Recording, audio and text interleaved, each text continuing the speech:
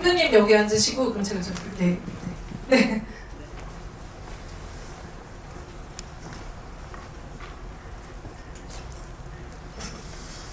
제가 좀 이 영화를 보고 나니까 이 영화 제목 숨이잖아요. 그래서 궁금하더라고요. 살면서 도대체 얼마나 많은 숨을 쉴까.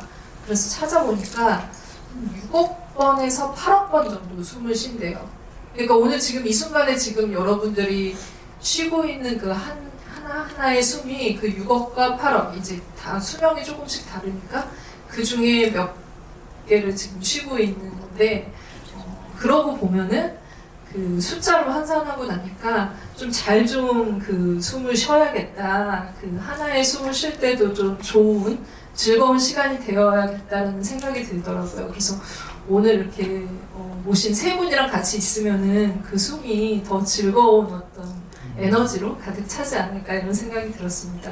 숨으로 이렇게 극장에서 관객분들과 만나게 됐는데 먼저 이제 그 인사를 듣도록 하겠습니다. 감독님 먼저 인사 부탁드릴게요.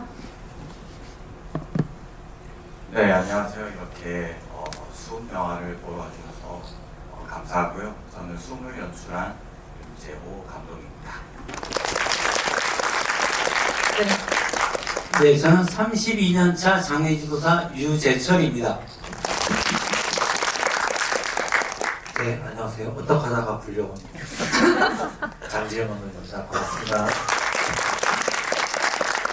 감독님 이제 뭐 두 분은 이 영화와 관련되신 분이어서 우리가 이제 그 영화를 통해서 만날 수 있겠다라는 기대를 하고 있었는데 감독님은 또 다큐멘터리 지부인은 좀 처음이시잖아요. 예, 다큐멘터리 지부이죠. 네, 어떻게 좀 섭외를 받으셨는지. 그냥 유 대표님께서 전화 오셔가지고 네. 뭐 당연히 하는 것처럼 묻다가 왔더라고요. 아, 그냥 하는 거는 디폴트고. 네, 그냥 당연히 하는 것처럼 와가지고. 며칠은 하실 거냐고. 네, 며칠 날을 고르라 그래서 날을. 네, 네.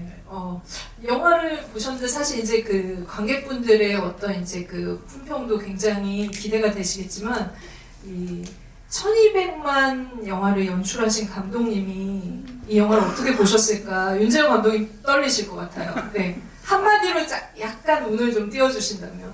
아, 근데 저는 진짜 그 처음에 유재철 선생님 다큐라고 그래서 그냥 고생하시는 거 나오겠다. 네. 그래서 막 그리고 막 시체 같은 거 막 나오겠다. 아. 그런 생각을 틀었는데 생각보다 이게 되게 자세를 좀 바꾸고 앉아서 다큐를 봤어요. 생각보다 되게 잔잔하고 오랜만에 조금 진짜 장르 영화에 찌들어 있는 저한테 있어서는 네. 오랜만에 좀 힐링되는 그런 느낌이 좀 들었습니다. 네. 굉장히 어떻게 보면 파묘랑은 다른 결을 가진 영화네요. 그렇죠. 알겠습니다. 자세를 혹시 어떻게 하고 보셨는지. 아니 그냥 이렇게 파묘를 볼 때는? 네? 파묘를 볼 때는 자세가? 저는 제 영화 잘 안 봐요. 아, 그냥 이렇게 보다가 이거 생각보다 네. 되게 뭐라고 할까 생각보다 감성이 있더라고요. 그래서 조금 다시 좀 제대로 다시 봤습니다. 예. 알겠습니다. 파묘의 감독님께서 또 이렇게 품평을 해주시니 한마디 한마디 좀 귀에 쏙쏙 들어오긴 하는데 역시 좀 약간 이 영화의 그 톤앤 매너, 정곡, 감독님의 주제 의식을 좀 잘 짚어주셨다라는 생각이 듭니다. 유재철 선생님께도 또 인사를 좀 제대로 들어야 될 것 같은데요. 일단은 지금 두 편의 영화에 관여를 하신 이렇게 보면은 영화인이라고 이제 불러도 될 것 같다는 생각이 듭니다. 네. 못하겠더라고요. 너무 힘들어요. 아 벌써요? 네. 그 우연찮게 2021년쯤에 두 분을 만났어요. 같은 두 분이 해. 아니 비슷한 시기였어요. 비슷한 시기에 이제 만나서 저는 이제 1년에 한두 번 정도 인터뷰 좀 해봤는데요. 제가 하는 직업이 굉장히 이렇게 좀 천시받는 직업이라 어떻게든 우리도 죽음과 삶 이런 것들을 하지만 저희는 그 삶의 현장이거든요. 그래서 그거를 이제 어떻든 알리려고 하는 차에 두 분이 제안이었으니까 너무 좋아서 무조건 참여를 했죠. 뭔지도 모르고. 그런데 이제 최민식이하고 유해진 씨 촬영할 때 이제 오라 그래서 갔는데 가기 전에 이렇게 뭐가 있더라고요. 그림도 있고 글도 있고 막 뭐 하루 분량이 6페이지가 10페이지 되는데 이런 장면을 촬영할 거래요. 그래서 그렇게 갔어요. 그리고 이제 감독님하고도 촬영을 하는데 뭐가 있을 줄 알았어요. 아무것도 없어요.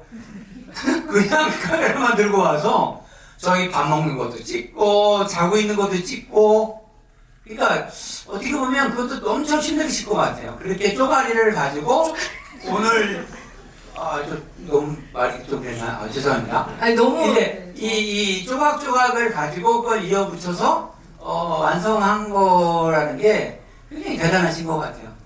아무튼 감사하셔서요. 네. 그러니까 은혁중에 지금 2명의 한국을 대표하는 다큐멘터리 감독과 극영화 감독 비교를 정확하게 해주셨네요. 네. 네. 근데 두 분이 어떻게 보면 유재철 선생님을 바라보는 그런 이제 거기서 발견한 건 조금 다른 것 같아요.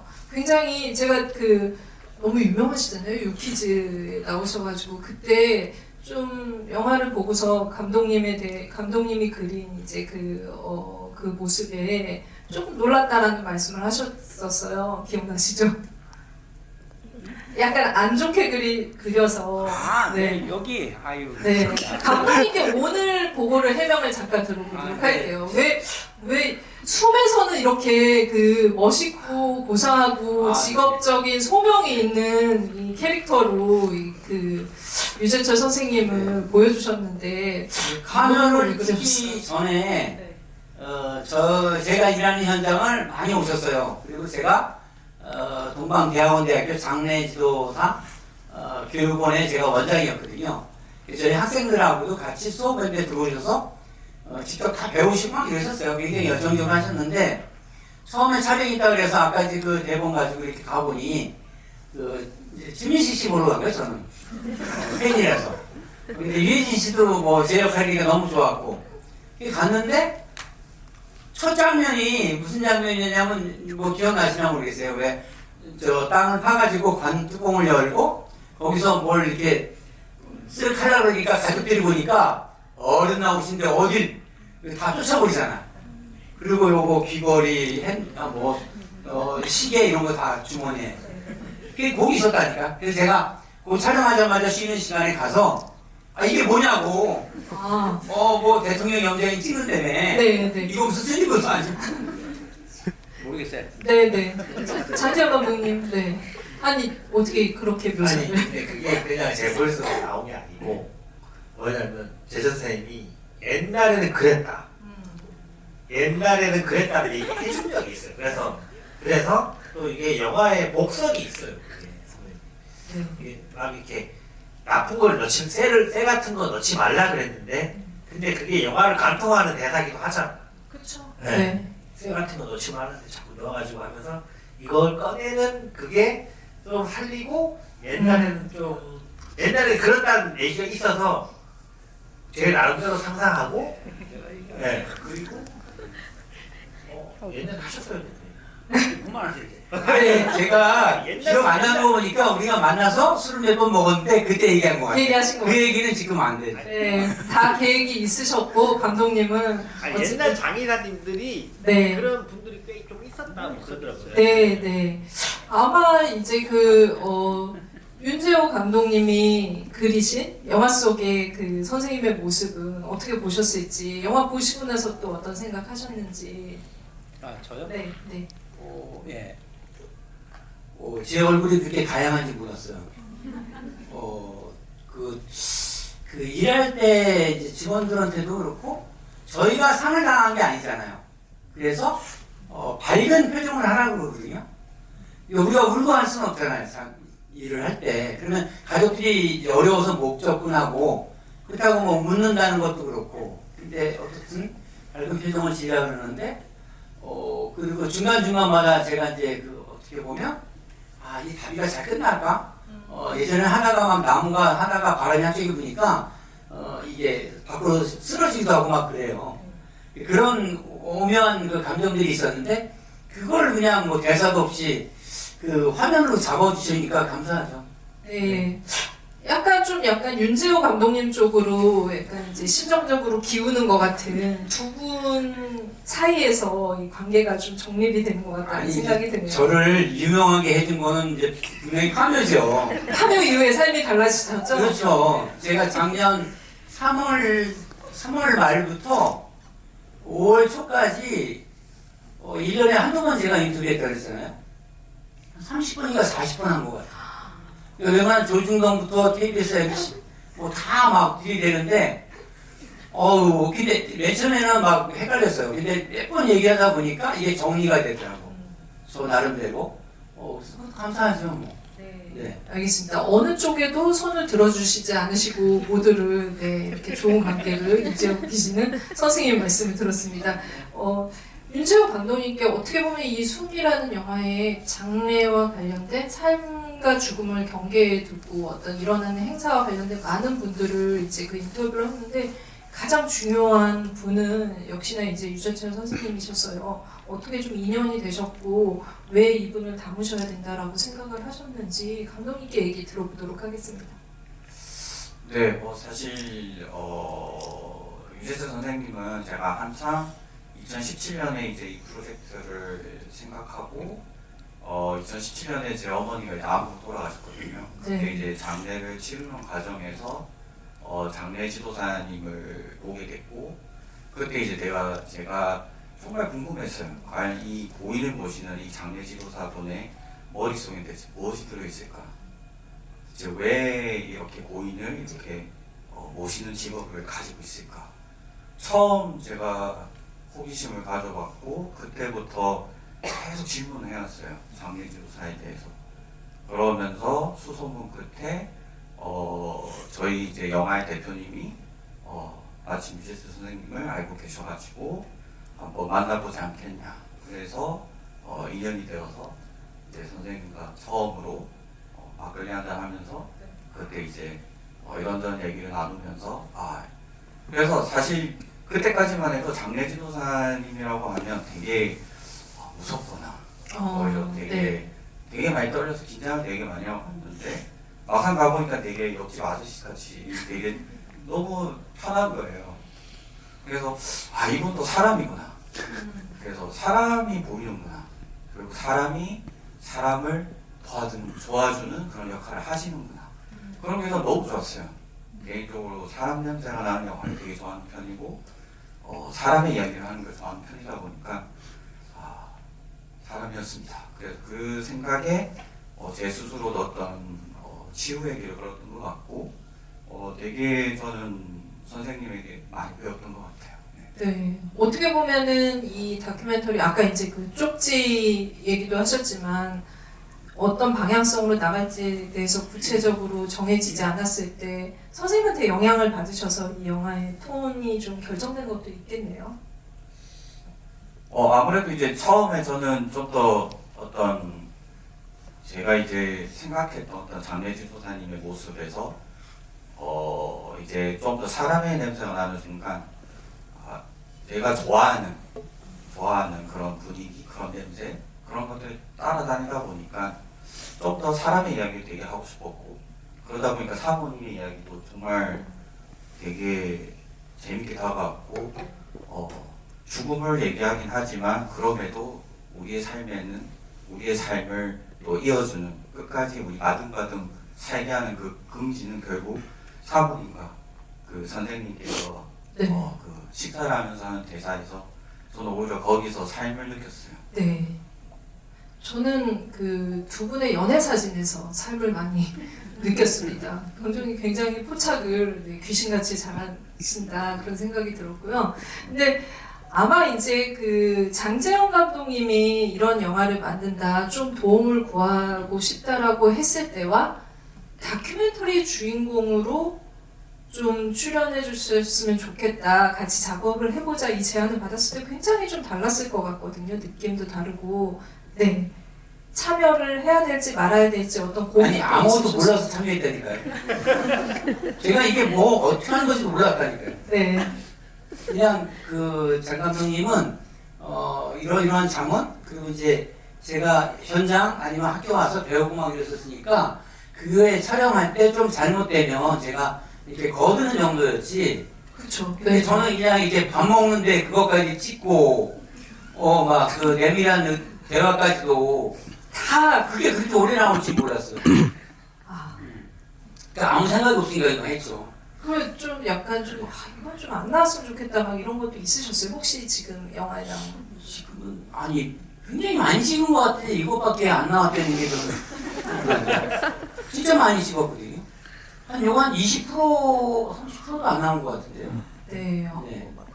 그 아마 이제 이 뭔지 모르고 참여하긴 하셨지만 그런 생각도 있으셨을 것 같아요. 아까 감독님 얘기하셨을 때 장래와 관련된 일을 하는 사람은 좀 왠지 무서울 것 같고 좀 두려운 마음도 있고 그냥 일반 사람들이 생각하기에 거리가 있잖아요. 그런데 이렇게 다가오는 사람들에 대해서 좀 어떤 생각들을 하실 것 같은데 그러니까 이런 부분들을 좀 적극적으로 알리면 좋겠다는 생각도 이 직업에 32년 동안 있으시면서는 하지 않으실까? 아니 그래서 그것 때문에 참여했다니까요. 그 참여한 것이 제시된 거는 제가 1994년도에 장의사 시작했을 때 그때 제 딸이 4살, 아들이 1살 태어날 때였거든요. 근데 주변에서 뭐라 그러냐면 딸 시집 어떻게 보내려고 장의사를 하냐는 거예요. 그랬었어요. 그래서 저는 이제 허다한 우리 친구들이 하다가 너무 잘하는 게 있어서 큰 뜻이 있어서 전 시작한 거고 전국에 다니면서 일을 다 배우게 된 건데 그 전국에 있는 선배님들이 보통 다 60, 70대 되시는 어른들이신 거예요. 저는 36살이니까 해병아리인 거예요. 그나마 이제 2000년대부터 전문대학이 생기고 동국대학에 석사과정이 생기고 이러면서 이제 전문가로서 지금 자리 잡고 있게 되는 거지. 근데 그런 계기가 있었는데 어떻든 이걸 좀 알리고 싶었는데 그거 제가 뭐 일부러 어디 뭐 방송 신문부 이렇게 안 되는데 제가 결정을 너무 잘한 거죠. 요즘에 참여를 했잖아요. 네. 그래갖고 인터뷰를 그렇게 많이 했으니 네 저절로 그러니까 많은 사람이 저를 찾아주게 되고 그리고 아까 이제 유퀴즈에서도 제가 좀 혼났어요. 너무 웃고 나왔대. 지금 영화도 그렇잖아요. 너무 진중하게 근데 너무 진중하면 또 저희가 일을 못하거든요. 네 그런 것이 있어요. 그러니까 멀리도 아니고 가깝게도 하는 그런 경계가 있거든요. 그 간호사님들이나 의사 선생님들이 하는 그런 경계같이 저희도 그런 경계가 있을진데 그거는 일정한 간격을 두면서 참여를 한 거고 말이 꼬이네. 그만하겠습니다. 그 아마 이제 그 원래 인상이 굉장히 웃상이셔가지고 되게 인상이 좋아 보이시잖아요. 그래서 아마 이제 그 모습이 다큐멘터리에서 많이 억지로 감독님이 그렇게 표현 안 하려고 하셔도 포착이 많이 됐다는 생각이 듭니다. 근데 아마 이제 그 윤재호 감독님과 또 장재현 감독님은 죽음을 소재로 해서 죽음에 가장 가까이 갔다라는 생각이 들거든요. 한 분은 그걸 파묘라는 그 영화로 만드셨고 윤재호 감독님은 숨이라는 다큐멘터리를 만드셨는데 장재현 감독님은 이제 많은 분들을 또 이렇게 조사를 하면서 보셨잖아요. 접하셨잖아요. 그러니까 아까 이제 그 윤재호 감독님이 좀 약간 두렵기도 하고 무섭기도 하고 이런 말씀하셨는데 제가 알기로는 장재현 감독님이 파묘 만드실 때 그 전에 그분들 만나면서 굉장히 즐거워하셨거든요. 그분들이 너무 재밌는 얘기도 많이 해주시고 우리가 정말 알지 못하는 우리는 사실 죽음이라는 말을 가까운 사람의 죽음이 아니고서는 좀 멀리 하려고 하는데 이분들은 항상 죽음 가까이 있고 거기서 이제 오는 즐거운 이야기들도 많다, 재밌는 이야기도 많다 이렇게 얘기를 하셨는데 좀 어떤 점이 인상적이셨는지 그리고 그 안에서 유재철 선생님은 좀 어떤 모습이셨는지. 사실 유재철 선생님도 그렇고 제가 그 도움을 또 받은 또 다른 연령대에 좀 다른 스타일의 장애사님도 좀 있긴 해요. 근데 유재철 선생님한테서 유독 좀 다르게 느꼈던 게 뭐가 있냐면 너무너무 프로페셔널해요. 저는 그 프로는 뭐가 프로냐면 정말 그 받은 만큼 정확하게 하는 게 저는 프로라고 생각합니다. 그래서 제철 선생님도 제가 옆 사무실에 있다 보면 통화하는 것도 보고 네. 선생님이랑 같이 일할 때 보면 중간중간 통화하는 거 보는데 진짜 이게 뭔가 되게 정확해요. 그리고 같이 할 때도 이게 되게 정확하게 해요. 그걸 보고 되게 뭐라고 할까 프로페셔널함에 좀 멋있게 보였죠. 네, 그리고 어떻게 보면 좀 낯선 직업이고 그렇지만 또 그걸 대하는 건 또 굉장히 인간적이고 하는 그런 두 가지 측면들이 좀 많이 매력이 있었던 것 같았습니다. 예. 아마 이제 옆에서 영화를 만들기 전에 윤재호 감독님도 유재철 선생님을 지켜볼 기회가 있었던 걸로 알고 있거든요. 감독님의 전작이 이제 다큐멘터리로는 마담비에 이어서 송해 1927이 있었는데 사실 송해 선생님이 돌아가셨을 때 염을 해주셨고 그 장례를 집도 하신 분도 또 이렇게 유재철 선생님이셨어요. 옆에서 지켜보셨을 때 좀 인상적이셨던 게 있으셨다면 어떤 게 있으셨는지? 되게 어떻게 보면 선생님 같은 경우는 되게 저는 장명 감독님이 말씀하신 건 되게 멋있게 보였다. 어떤 프로로서 네. 그런 부분도 저도 충분히 보았고 일단 저는 특히 이제 정말 처음에 생각했던 어떤 편견이면 편견이고 제 스스로가 가진 트라우마에 어려움이었기도 했는데 장례 지도사는 어려운 분다라고 처음에 생각했어요. 그런데 정말 이상한 게 이렇게 사람 같은 사람이 있을까? 근데 이런 분이 그 고인의 시신을 이렇게 인도할 때 그냥 너무 그냥 따뜻했어요. 따뜻한 모습들이 보였고 차갑지도 않았고 그 차가운 그 영안실에서도 그 시신을 인도할 때도 정말 차가운데 어딘가 정말 하나하나 동작 하나하나가 되게 사람의 어떤 제스처라고 할까요? 어떤 사람의 기운이 그 온도라는 게 있잖아요. 그 온도들이 느껴졌었어요. 저는. 굉장히 또 이렇게 영화를 만들게 되기까지 인연이 신기하다라는 생각도 저는 많이 들었거든요. 송혜 선생님과 같이 작업을 하고 또 선생님 돌아가시고 나서 만나시게 되고 그러면서 또 영화까지 오게 되기도 하고 그런데 영화 보면서 좀 여러분들도 인상적이셨을 거라고 생각을 하는데 아까 장지현 감독님 굉장히 프로페셔널하다라고 얘기하셨는데 그 프로의 면모에는 육체적으로 물리적으로 굉장히 이게 쉽지 않은 일이라는 생각이 들었거든요. 그래서 좀 걱정이 됐었어요. 이 어깨가 좀 어떻게 요즘은 어떠실까? 작업을 하실 때 힘들지 않을까? 그리고 이 일이 정말 힘을 요하는 일이기도 하구나. 그래서 그렇게 일을 쭉 30년간 하시면서 물리적으로도 굉장히 쉽지 않았을 거라는 생각이 드는데 좀 네, 어깨 상태부터 네, 말씀을 좀 들어볼게요. 제가 32년차 장의사인데 11년 전부터 장작 사놓고 스님들 답이하는 거를 했어요. 근데 참나무를만 쓰는데 보통 20kg에서 35kg 정도 돼요, 하나가.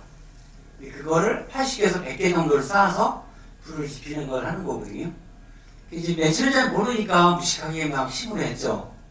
그러다가 허리 아팠는데 그냥 빨리 큰 병원 가면 되는데 좀 있으면 또 괜찮고 하더라고요.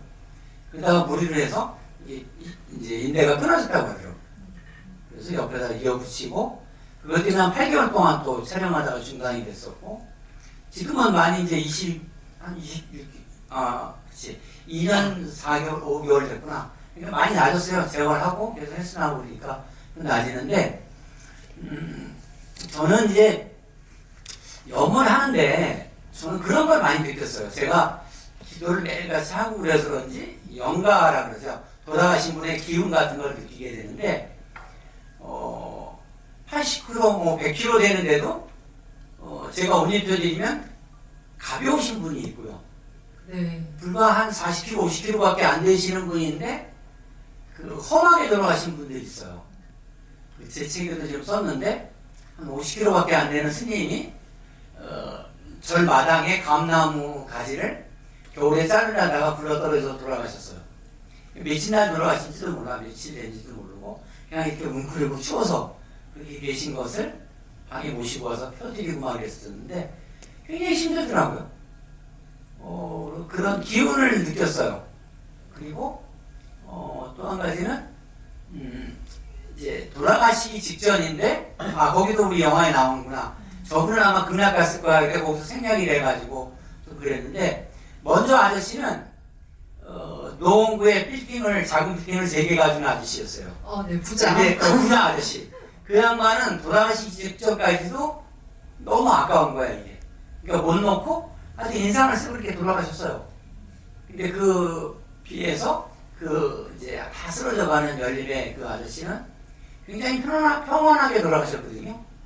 3일장을 치르는데 첫날은 잘 모르겠지만 둘째 날 이제 멀리 떨어진 가족들이 일주일이나 열흘 뭐 한 달 전에 왔던 분들이 다시 오고 그분들이 어쩜 저 사람 표정이 저렇게 밝아졌냐고 하더라고요. 주먹을 이제 이렇게 받아들이고 막 이런 그런 경기가 있는 것 같은데 그런 걸 너무 많이 겪으니까 고인을 돌아가시는 누구는 시체나만 쓰는데 전 시체나만 거의 안 쓰거든요. 돌아가신 시신을 그냥 거기가 영혼이 있다고 생각을 해요.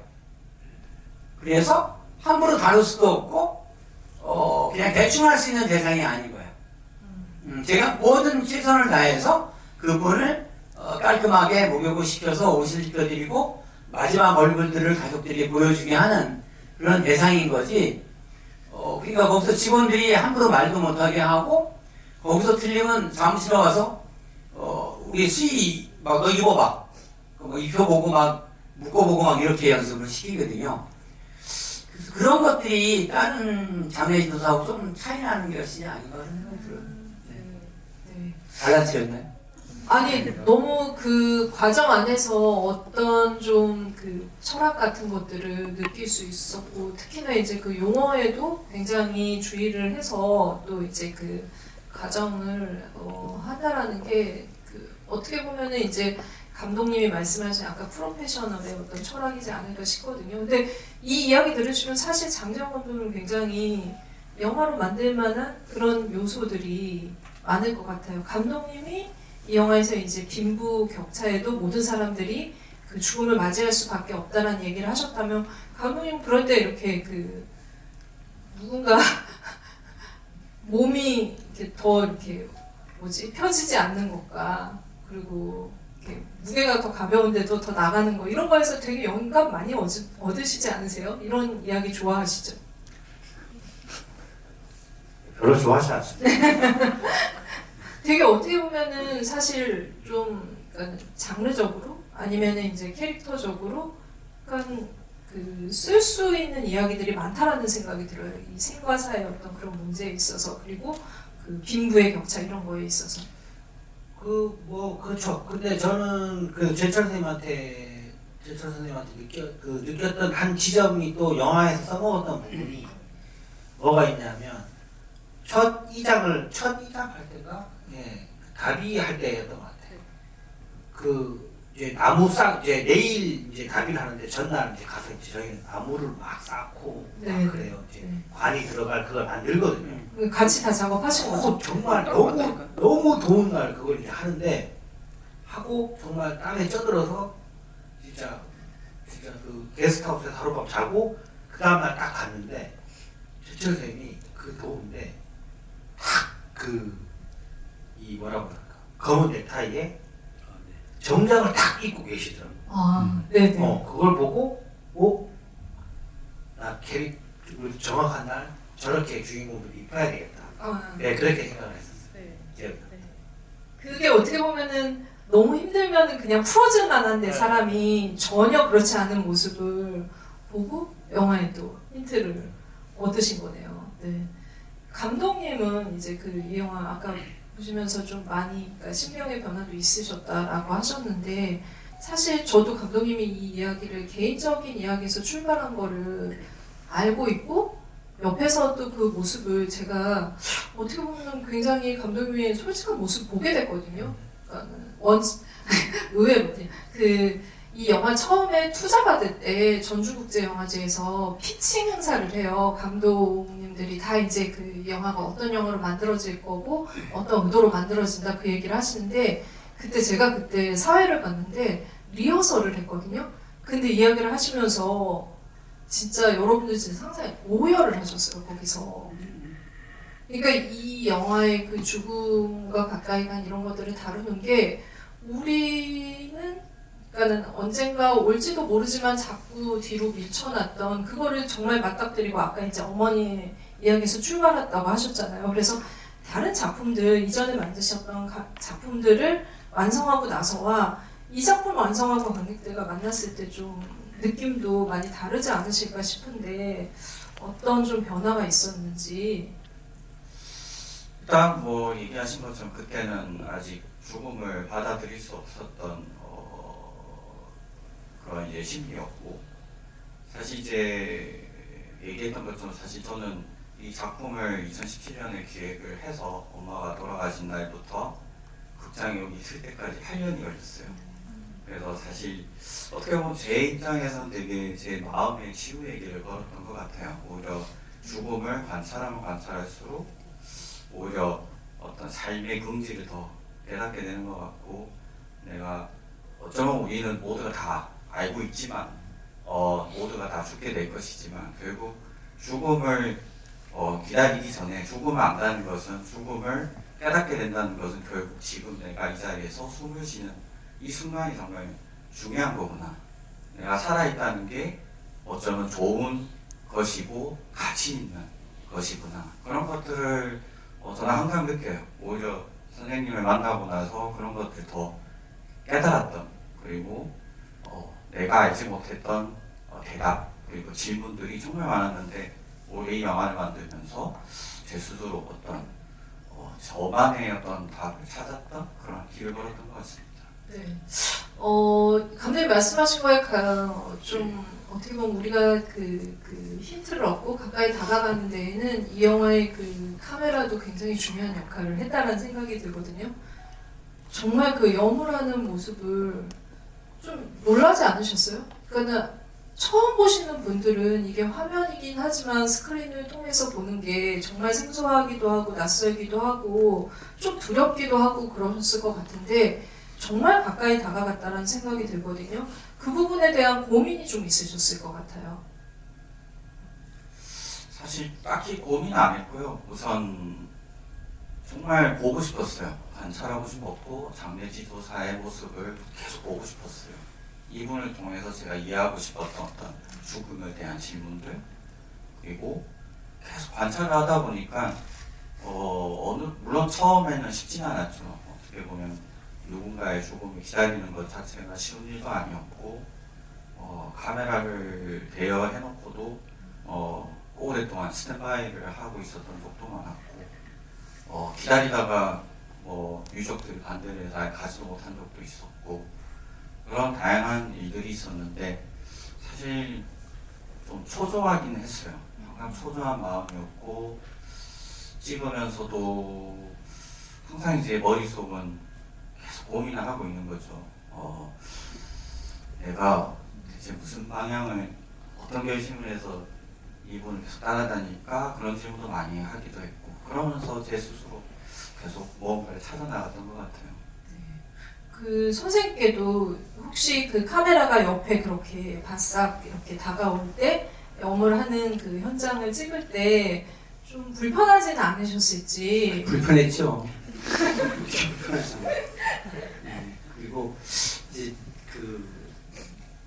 섭외하는데 시간이 많이 걸렸던 것 같아요. 근데 마침 그 스님이 스님 상자라 그러는데 이제 아들 스님들이 저하고 친하신 분들이라 그 영화하는 장면도 그렇지만 답의하는 것도 다 연결됐던 거거든요. 그 스님이 있었으니까 바로 됐지. 그렇지 않았으면 못 찍었을 텐데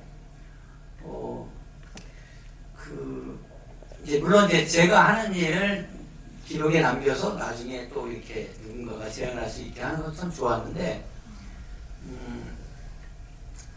글쎄 하는 것도 누가 이렇게 그냥 자연스러운 건데 잘 부탁해 막 이러면 굉장히 막 부담스럽거든요. 그러니까 옆에서 이렇게 찍고 있으니까 좀 불편하더라고요. 네. 네. 여러 이제 그 대상들이 나오지만 사실 이제 이 영화에서 말하는 정말 부잣집, 네, 그러니까 돈이 많으신 분 그런 분들은 더 섭외하기 좀 힘들지 않았을까 그런 생각도 드는데 그건 감독님한테 얘기를 좀 첨언해 들으면 좋을 것 같아요. 사실 이제 영화 초반에 나오는 분은 이제 어떤 집안에 어르신이 돌아가셨던 기억이 나는데 사실 이제 선생님께서 다 섭외를 해주셨고 저희는 이제 선생님 쪽에서 전화가 오시면 대기하고 있다가 이제 바로바로 이제 지방으로 달려가던 그런 스케줄이었어요. 그래서 항상 저희는 스탠바이만 하고 있었던 그런 시기였는데 마침 이제 그분들은 오히려 저희들이 기록을 해주는 걸 더 좋아하셨고 기록에 촬영 나가는 거. 예. 기록하는 걸 더 좋아하셨고 오히려 저희가 이제 촬영하고 집으로 돌아와서도 이게 자료를 더 줄 수 없냐고 하는 걸로 되게 오히려 굉장히 적극적으로 더 기록을 해달라고 했던 기억이 있어요. 장재원 감독님께 이 장면 어떻게 보면 이 장면을 연출하는 거에 대해서 되게 인상적으로 보셨을 것 같다는 생각이 드는데 그렇게 영을 하는 것들 그 답이 그 모습들을 보셨을 때 좀 연출자로서도 어떤 좀 품평을 하실지 좀 궁금했었거든요. 기억에 많이 남은 장면도 좀 있어요. 오히려 되게 일상적인 게 기억에 많이 남더라고요. 선생님이랑 사모님이랑 얘기하는 장면이라든가. 이거 하는 거? 네. 그럴 때 저도 그러니까 저도 나중에 컸을 때 뭐 집사람이랑 저런 관계였으면 좋겠다. 부부 생활을. 네, 뭐 그런 생각도 하게 되고 그리고 나도 50년이 올 것 같은데 이런 걱정도 되고. 네, 하여튼 그런 생각들도 좀 많았고 저는 첫 장면에 그 상여가 너무 오랜만에 봐서 가슴이 콩닥콩닥 거렸어요.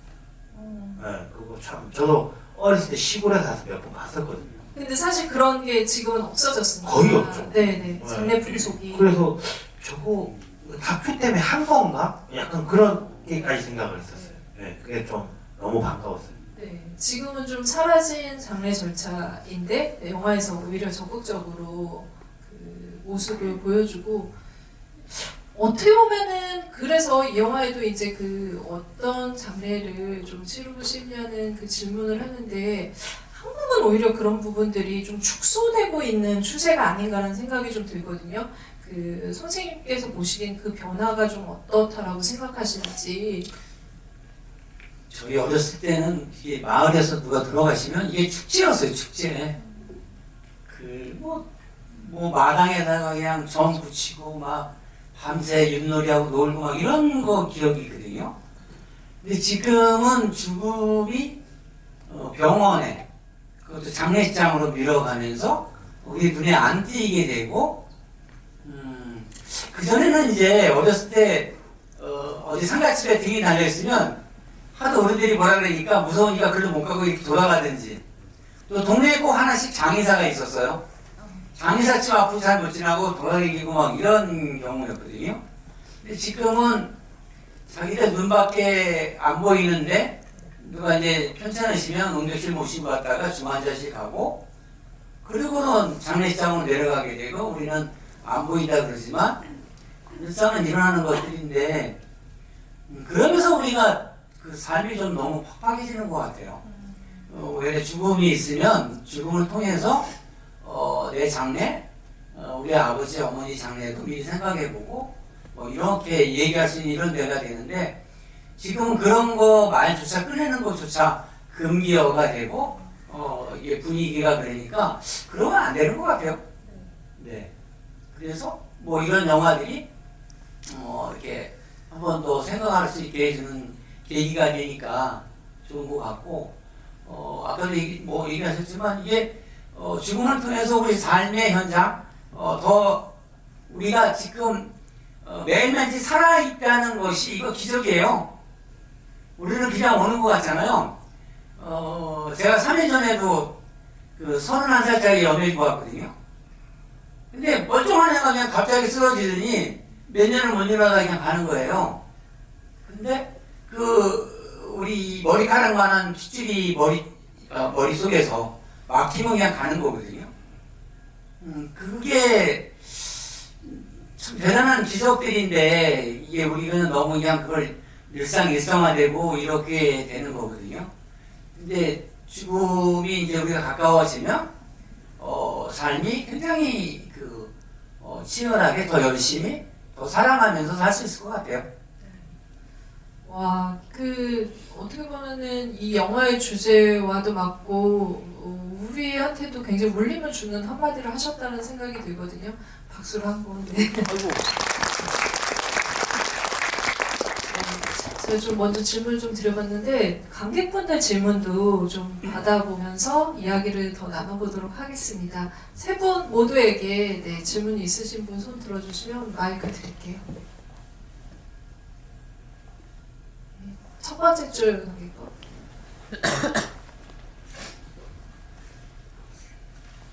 저는 유재철 선생님께 질문 드리고 싶은데요.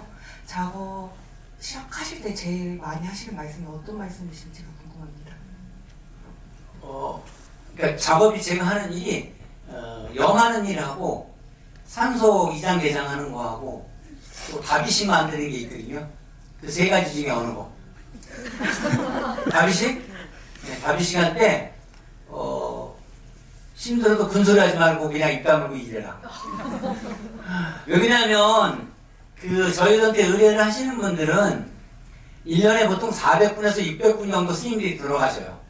근데 그 중에 전국에서 다비가 이루어지는 거는 재작년에 제일 많이 한 게 저희가 23번이거든요. 그러니까 한 달에 2번 정도밖에 안 되잖아요.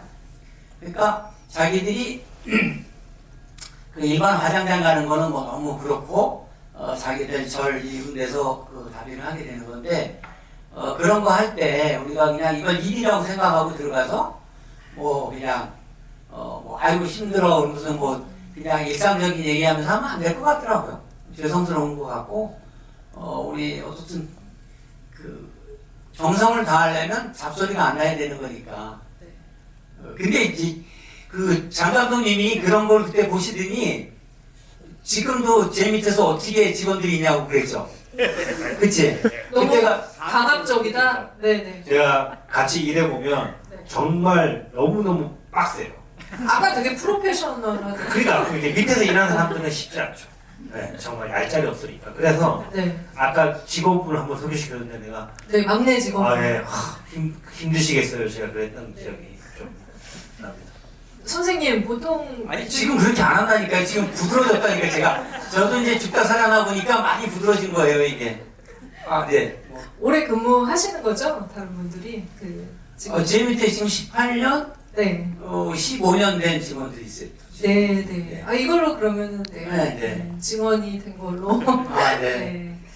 저 궁금한 거. 네. 감독님 질문 그럼 받도록 하겠습니다. 저도 선생님한테 좀 너무 일하는데 위주로 질문을 많이 했던 것 같은데. 네. 항상. 이제 저도 이제 영화 다 찍었으니까 좀 편하게 궁금한 게 하나 있긴 해요.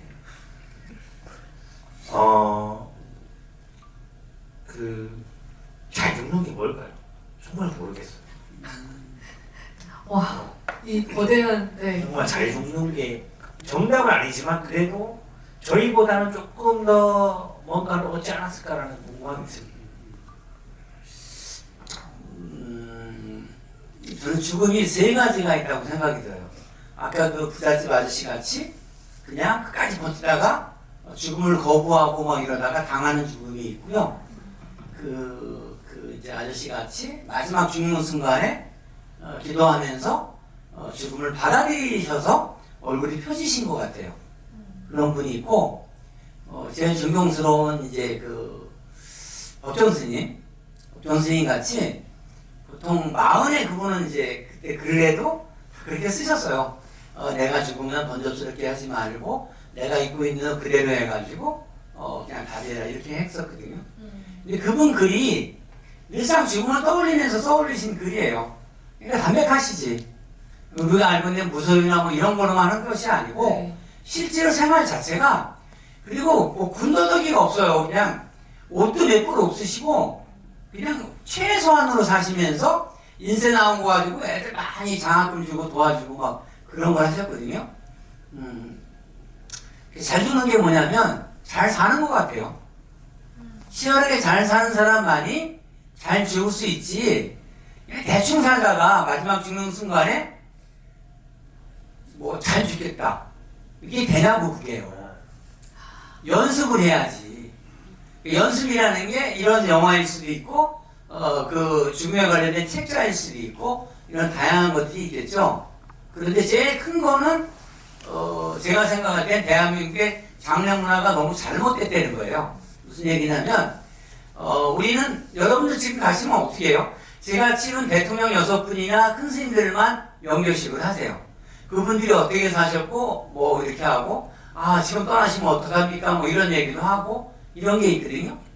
근데 지금 일반 사람들은 다 그냥 가서, 뭐, 내 홍길동이라고 이름 쓰고, 봉수 넣고, 그냥 꼭 절하고, 지인들하고 와서, 아유, 요새 왜 윤석열이가 왜 그랬대? 뭐 이상한 얘기나 하고, 그 죽음을 떠올리면서 우리가 한 번 더 성숙할 수 있는 시간을 만들 수 있는 계기가 있거든요. 근데 우리는 아무런 그런 것들이 없으니까 그냥 그런 귀중한 시간을 그냥 지인들하고 그냥 목 운동하고 예전엔 팔 운동했는데 지금 팔 운동 잘 안 해요. 뭐 그런 식으로 그냥 흩어진 거예요. 근데 그것을 제가 여기 있을 때는 이제 아무도 몰랐어요. 근데 일본도 가보고 미국도 가보고 막 이렇게 가보니까 그리고 외국 걸 공부해 보니까 장례식이 있어요. 거기는 3일장, 5일장 이런 개념이 없다니까요. 그냥 떠나기 전날 밤에만 식을 해요. 떠나는 아침에 해요. 그 미국 같으면 매장할 때 그때 또 해요. 그 3번만 손님이 올 수 있어요. 우리같이 아무 때나 오셔가지고 막 상주들한테 어휴 또 어떻게 돌아가셨대? 이런 거 묻지 않는다니까요. 그냥 그 시기에 참석을 하면 그분이 언제 태어나셔서 어떻게 사셨고 어떤 병으로 돌아가셨는지 다 얘기를 해요. 그러니까 돌아가신 분이 주인공이 되는 거예요. 그래서 11년 전에 장모님이 돌아가셨을 때 우리 장모님을 위해서 제가 한번 그렇게 해드린 적이 있거든요. 궁금하시면 한번 유튜브나 뒤져보시면 되고요. 그러니까 제가 아까 말씀하신 대로 어떻게 하면 잘 죽냐. 스키나 자전거 타시는 거 어떻게 잘 타요? 연습 많이 해야 되는 거 아니에요? 스키도 많이 넘어져 본 놈이 잘 타잖아요. 한 번도 안 넘어져고 어떻게 알아요? 죽음에 대해서 한 번도 떠오르지도 않고 생각도 안 해본 사람이 어떻게 죽을 수 있냐고. 그건 불가능할 것 같아요. 그러니까 죽어보시라. 장시영 감독님 어떻게 오늘을 더 잘 살아야겠다는 생각을 하시겠네요. 아니요, 그 계좌번호나 뭐 이런 건 다 미리 친구들한테 좀 알려주고 해야 되겠다. 죽음을 미리 좀 하기사 그죠? 며칠 있다가 어떻게 될지 모르는 게 인생이니까 네. 준비를 해놔야 할 것 같습니다. 옛날에 그런 말 있잖아요. 정승집의 장래에는 그 사람이 죽으면 오지 않는다고. 그러니까 정승이 있을 때는 오더라도. 그러니까는 진짜 말씀하신 것처럼 살아있는 사람들을 위한 행사가 아니라 이건 어떻게 보면 죽은 그 대상이 되는 그 주인공을 위한 행사인데 한국 장례문은 그런 것들이 확실하게 좀 결여되어 있다. 그리고 추도의 의미가 결여되어 근데 있다. 반대로 또 저는 선생님 기억나실지 모르겠지만 저 처음 만났을 때 염하는 거는 우리나라가 참 좋다고 하셨던 부분이 있어요. 그게 왜 그러냐면 염은 우리나라 염은 죽은 사람을 위한 염이고 네. 외국의 염은 화학 약품을 써서 손님들이 와서 보기 좋게 하는 그 염에 좀 차이가 있다고 네. 하였던 기억이 나요. 아, 네. 제가 이제 1994년도에 이제 시작을 하고 너무 궁금한 게 많아서 전국을 다니면서 한 3년 동안 전국의 유명한 장의사를 다 쫓아다니면서 배웠어요. 그리고는 이제 배움이 부족해서 동국대학교 석사과정을 또 들어가서 배우게 됐고 그리고 미국을 가서 엠밤이라는 걸 연수하고 왔거든요. 그게 뭐냐면 미국은 우리하고 틀리게 장례식을 할 때 관뚜껑을 열고 고인을 얼굴을 쳐다보면서 해요. 그리고 거기다가 뭐 꽃도 바치기도 하지만 심지어는 이제 뭐 연인들이나 아니면 뭐 부인이나 남편이 입도 맞추고 막 이러거든요. 근데 그렇게 할 수 있는 거는 돌아가셨는데 여기서 피를 빼고 약품을 집어넣어요. 그래서 부패가 되지 않게 만들어요. 그런 특수 처리가 있거든요. 그래서 그걸 하고 제가 2003년도에 정몽원 회장 출락했을 때 2009년 노무현 대통령 출락했을 때 이제 에마밍 처리를 했는데 거기는 아까 이제 염을 할 때는 아무도 안 보는 거야. 그냥 장의사들이 알아서 피 뽑아갖고 약품 집어넣고 꼬매놓고 옷 다 입혀놓고 뽀샤시하게 이렇게 보여지게 해놓고 있고, 일본을 가보니까 일본도 식은 하는데 염을 할 때 어떻게 하냐고 봤더니 그 목욕 큰 저기다가 이렇게 걸쳐놓고 거기다 고인을 놓더라고요. 그리고 샤워기 뿌려가면서 이렇게 하는데 그냥 다 맨살이 다 보이는 거예요. 그게 너무 좀 그래. 근데 대한민국의 전통적인 염은 마지막에 입고 있는 옷을 그대로 입은 차례에서 여기 보셨지만 옷을 천천히 벗겨가고 그 어떤 천으로 씌운 상태에서 안에 목욕을 시켜드리고, 물론 이제 남자일 때는 안쪽에서 남자분이 하시고 여자일 때는 여자분이 주관을 하시지만, 그래서 옷을 입혀서 이제 그거를 과정들을 다 지켜보게 되거든요. 가족들이 그게 한 30분 정도 걸리게 되는데, 그리고 나서 이제 고인 얼굴을 보게 되거든요. 그러면 이제 그 자기들 대신 해준 사람의 이렇게 하나하나 손들이 있으니까 떠나보내면서도 그게 마음이 정리가 되는 것 같더라고요. 그래서 염하는 거 진짜 대한민국 같이 이렇게 천천히 잘하시는 데는 없는 것 같아요. 네. 어떻게 보면 이제 망자를 위해서 더 오히려 굉장히 신경하고 쓰고 네, 배려해서 그거는 있는데 네. 식이 없는 거지. 네. 그러니까 좀 약간 이런 것들이 결합되면은 결합 상품이 나오면 우리한테도 좋겠네요. 그러니까 조금 더 이제 그 다양한 좀 발전, 새로운 그 장르 문화가 있었으면 좋겠다. 영화를 보면서 많이 좀 그런 생각을 하게 되는 것 같습니다. 질문을 하나 더 받아볼까요? 네, 저쪽 가운데 쭉 계신 분.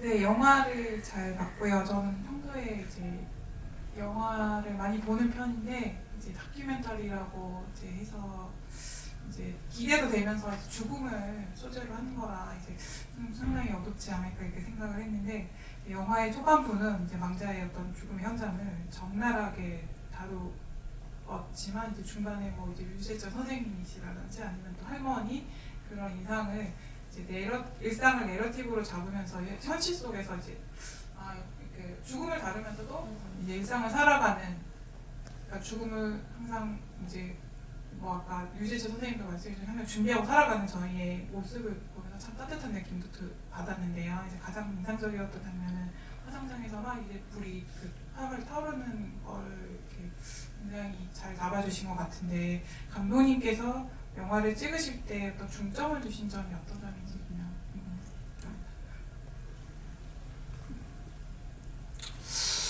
우선 제가 이제 카메라를 이제 잡을 수밖에 없었던 이유는 사실 항상 스탠바이라는 상황이다 보니까 사실 제가 직접 찍지 않으면 할 수 없었던 어떤 상황들도 많았고, 그렇게 이제 시작을 했었고, 나름 인내심을 가지고 최대한 바라보고 싶었어요. 바라보고 싶었고, 때로는 가까이 가고 싶었고, 때로는 거리를 지키고 싶었고, 끊임없이 바라보는, 말씀하신 것처럼 사실 영화의 촬영을 한 분량의 20-30% 정도밖에 안 되긴 합니다. 그래서 정말 많이 찍고 바라보는 그 시간들이 길었고요. 일단 할머니도 그렇고 문희산 선생님도 사실 많은 분들이 되게 나약하게 보시는 분들도 있는데, 저는 오히려 그 할머니가 훨씬 더 삶의 긍지를 가지고 살아가시고 굉장히 강하다고 생각했어요. 오히려 그렇게 살아가고 계시고, 어떻게 보면은 그런 어려운 환경이지만 결국 자기 자신을 잃지 않고, 나는 내가 할 일 하면서 내 밥 내가 지어 먹으면서 그러면서 살아갈 거야. 그러고 떠날 때 되면 떠날 거야. 저는 그보다 훌륭하다고 생각한 적이 없어. 정말 훌륭하신 분이라고 생각했어요. 그래서 그게 오히려 저에게는 그런 바라보는 시점들, 그런 분들을 오랫동안 바라보고 싶었고 그런 시도를 계속 했었던 것 같아요. 마지막 질문을 하나 더 받아보도록 하겠습니다. 네, 뒤에서 세 번째 줄. 네.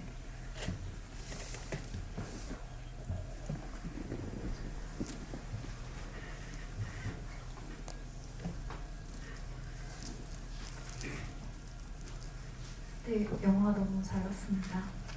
제가 궁금한 건 왜 의사분들도 본인의 그런 가족이나 본인의 그런 지인들을 이렇게 수술을 하지 않잖아요.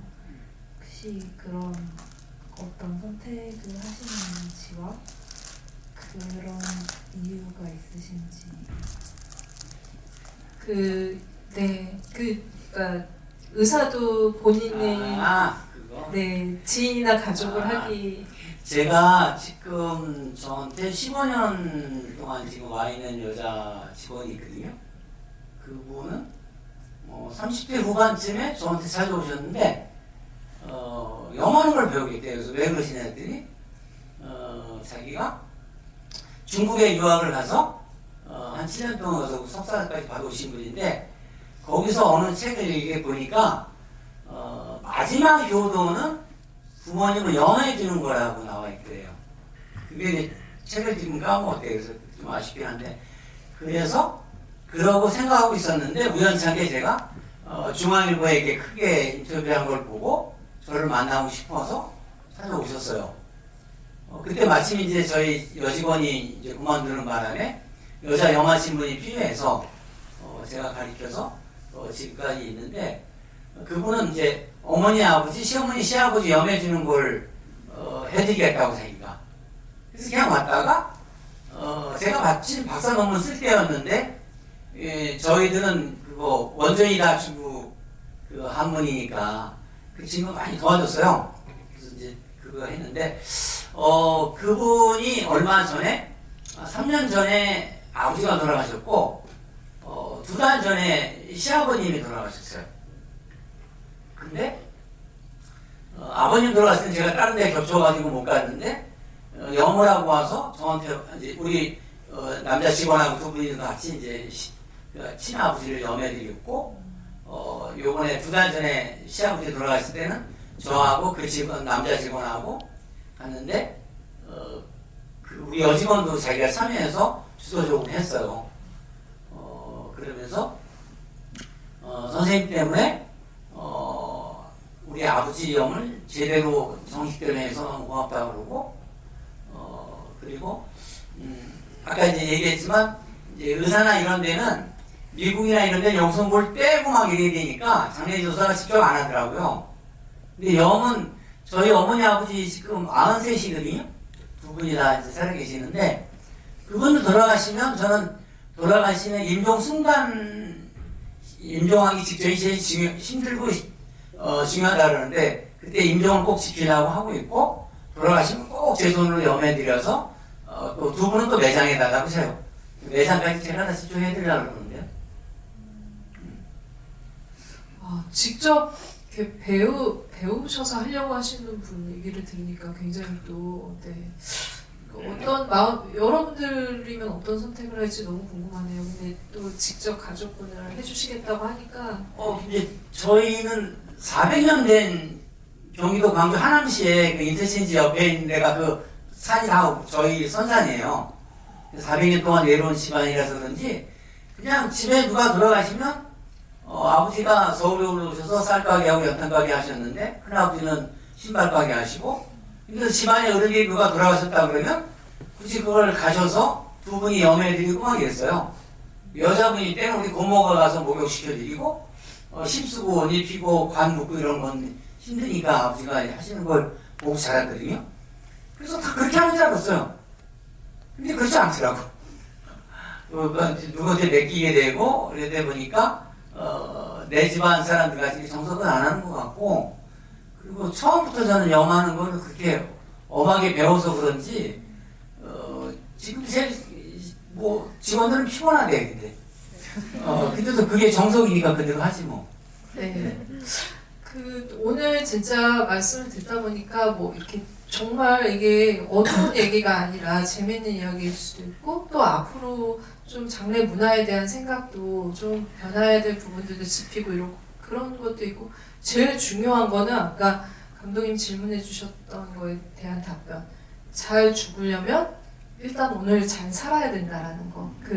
하나의 소물 진짜 우리가 어떻게 보람차게 쉴지 그 생각을 많이 하게 되네요. 오늘 오신 것도 잘 소물 쉬는 것 중에 하나라는 생각이 들고요. 이 영화를 좀 많이 또 여러분들이 좋게 보신 분들이 알려주시면 좋겠다는 생각이 듭니다.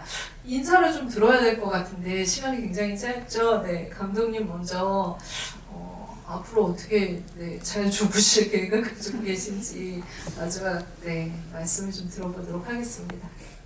네, 예전에 어젠가 거젠가 이제 김세별 선생님께서 집의를 하실 때 더 잘 죽는다는 것에 대해 또 답변했던 기억이 있는데 결국에는 지금 하루하루 살고 있는 것에 대한 소중함을 더 느끼시라고 그리고 가족들과 함께 시간을 많이 보내시라고 그런 얘기를 하셨는데 사실 듣고 있으면 결국에는 내 옆에 무심코 지나갈 수 있는 가족이 어쩌면 가장 소중한 사람이다 보니까 사실 저도 가족에게 최선을 다하려고 노력하고 있고